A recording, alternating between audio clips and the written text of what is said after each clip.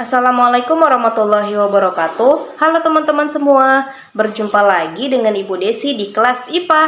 Materi IPA kita kali ini adalah ciri-ciri makhluk hidup. Jika di rumah kamu terdapat lahan kosong seluas 1x2 meter, kemudian tanah itu kamu diamkan selama beberapa tahun, percaya nggak kalau lahan itu akan berkembang dan meluas dengan sendirinya? Coba-coba kamu renungkan. Pertanyaannya adalah, apakah lahan kosong itu dapat meluas dan berkembang dengan sendirinya? Tentu saja tidak. Kenapa? Karena tanah itu bukanlah makhluk hidup. Kamu pasti bisa membedakan bahwa tanah itu bukanlah makhluk hidup, sedangkan manusia, hewan, dan juga tumbuhan adalah makhluk hidup. Kita dapat menentukan bahwa sebuah benda itu termasuk ke dalam makhluk hidup melalui ciri-cirinya. Ternyata makhluk hidup itu memiliki ciri-cirinya loh. Kira-kira apa saja ya ciri-ciri dari makhluk hidup? Pada video kali ini kita akan bahas lebih jauh mengenai ciri-ciri makhluk hidup. Makhluk hidup adalah makhluk ciptaan Tuhan yang memiliki ciri-ciri kehidupan. Sedangkan makhluk tak hidup tidak memiliki ciri-ciri kehidupan. Maksudnya gimana ya? Berdasarkan pengetahuan dan pengalaman kamu pasti mengetahui bahwa manusia, pohon jambu, kuda, kucing, ayam itu merupakan makhluk hidup. Sedangkan batu, gunting, kertas, meja, dan kursi adalah benda mati. Tetapi, tidak semua benda kita golongkan sebagai makhluk hidup. Sebagai contoh, terkadang kamu pasti masih kebingungan menentukan bahwa apakah virus itu termasuk makhluk hidup ataupun benda mati. Untuk mengetahui sebuah benda, apakah benda tersebut tergolong makhluk hidup atau benda mati, kamu harus mengetahui ciri-ciri dari benda tersebut. Kira-kira apa saja ya ciri-cirinya? Yuk tonton video ini sampai akhir. Ciri makhluk hidup yang pertama adalah bergerak. Semua makhluk hidup pasti bergerak. Seperti manusia dapat berjalan dan berlari, begitu juga dengan hewan. Hewan juga dapat berjalan dan berlari. Alat gerak dapat berupa sebagai berikut. Yang pertama, ada kaki untuk berjalan. Kemudian yang kedua, ada sayap untuk terbang. Yang ketiga, ada sirip untuk berenang. Begitu juga dengan tumbuhan. Tumbuhan juga bergerak. Sebagai contoh, tanaman bunga matahari, dia akan selalu mengikuti arah pergerakan dari cahaya matahari. Ciri makhluk hidup yang kedua adalah makan. Semua makhluk hidup pasti memerlukan makanan untuk menghasilkan energi. Makanan dan minuman sangat dibutuhkan oleh seluruh makhluk hidup. Karena makanan itu dapat berfungsi untuk menghasilkan energi, kemudian untuk pertumbuhan, dan juga untuk mengganti sel-sel yang rusak.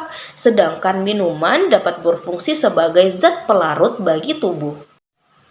Ciri makhluk hidup yang ketiga adalah bernafas.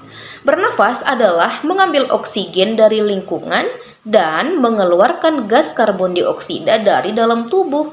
Oksigen dapat digunakan untuk mengubah zat makanan di dalam tubuh menjadi energi secara kimiawi.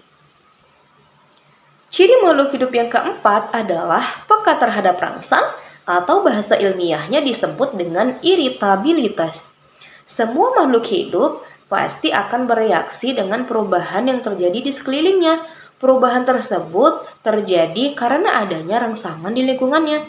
Rangsangan tersebut dapat berupa sentuhan, panas, dingin, rasa, ataupun bau. Sebagai contoh, kulit kita bisa peka terhadap rangsangan dingin ataupun panas. Begitu juga dengan tumbuhan, salah satu contohnya adalah tanaman putri malu. Ketika daun putri malu kita sentuh, maka secara tiba-tiba daun putri malu itu akan menutup. Ciri makhluk hidup yang kelima adalah tumbuh. Semua makhluk hidup pasti mengalami pertumbuhan dari kecil menjadi besar. Bayi yang baru lahir awalnya berukuran kecil, kemudian ia akan tumbuh menjadi anak-anak, lalu menjadi remaja, kemudian menjadi orang dewasa. Begitu juga dengan hewan. Hewan yang baru lahir atau yang menetas awalnya juga kecil, kemudian ia akan tumbuh seperti induknya. Begitu juga dengan tumbuhan. Tumbuhan juga mengalami pertumbuhan. Yang awalnya hanya sebuah biji yang kecil, lama-kelamaan ia akan tumbuh menjadi tanaman yang dewasa. Ciri makhluk hidup yang keenam adalah berkembang biak. Kucing akan melahirkan anak kucing. Kuda akan melahirkan anak kuda. Begitupun dengan manusia akan melahirkan seorang anak manusia. Dari satu individu menjadi banyak individu. Hal inilah yang disebut dengan berkembang biak. Semua makhluk hidup dapat melakukan proses berkembang biak. Tujuannya adalah untuk melestarikan keturunannya. Ciri makhluk hidup yang ketujuh adalah mengeluarkan zat sisa. Ketika kamu berolahraga, kamu pasti akan berkeringat. Lalu, ketika kamu berada pada suatu daerah yang bersuhu dingin, kamu pasti sering buang air kecil. Proses tersebut merupakan proses pengeluaran zat sisa dari tubuh. Proses pengeluaran zat sisa dari tubuh disebut dengan ekskresi. Ekskresi ini sangat diperlukan oleh tubuh karena berfungsi untuk mengeluarkan zat sisa. Zat sisa ini bersifat racun sehingga tidak dibutuhkan lagi oleh tubuh kita.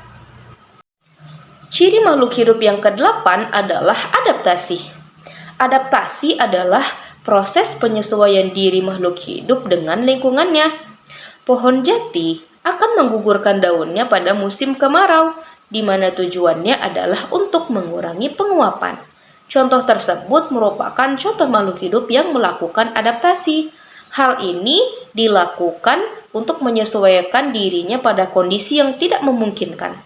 Jadi adaptasi ini dapat membuat makhluk hidup bertahan hidup pada lingkungannya.